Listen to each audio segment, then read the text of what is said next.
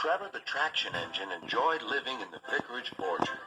Edward came to see him every day, but sometimes Trevor didn't have enough work to do. I do like to keep busy all the time, he sighed one day, and I do like company, especially children's company. Cheer up, smiled Edward. Sir Topham Hatt has work for you at his new harbor. I'm to take you to meet Thomas today. Oh, exclaimed Trevor happily. A harbor, the seaside, children, that will be lovely.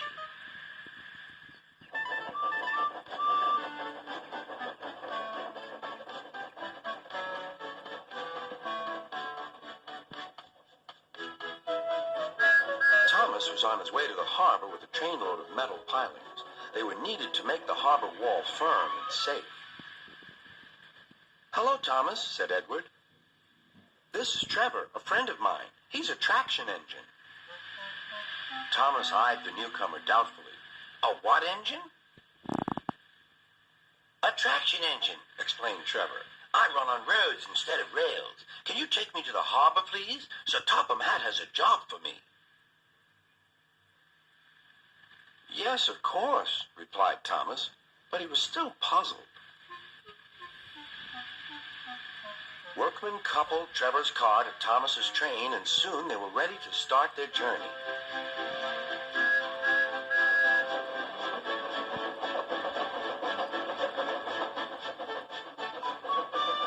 I'm glad Sir Topham Hatt needs me, called Trevor. I don't have enough to do sometimes, you know, although I can work anywhere, in orchards, on farms, in scrapyards, even at harbors. But you don't run on rails, puffed Thomas. I'm a traction engine. I don't need rails to be useful, replied Trevor. You wait and see.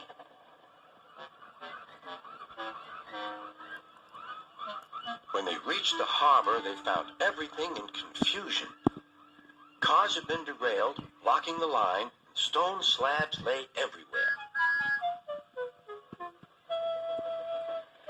We must get these pilings past, said Thomas's driver. They are essential. Trevor, we need you to drag them round this mess.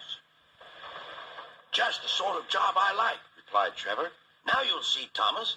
I'll soon show you what traction engines can do. Trevor was as good as his word. He dragged the pilings clear with chains and towed them into position. Who needs rails? He muttered cheerfully to himself.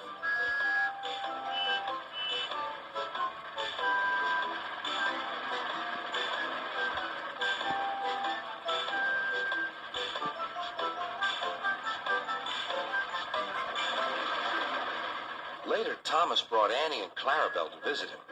Thomas was most impressed. Now I understand how useful a traction engine can be. The coaches were full of children. Trevor gave them rides along the harbor. He liked this best of all.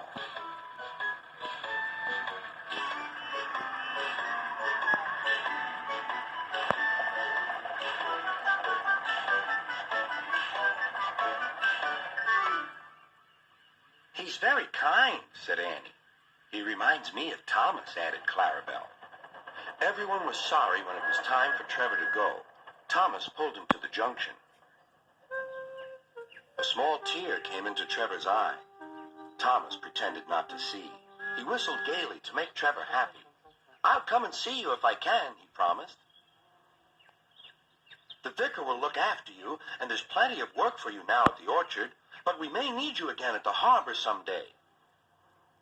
That would be wonderful, said Trevor.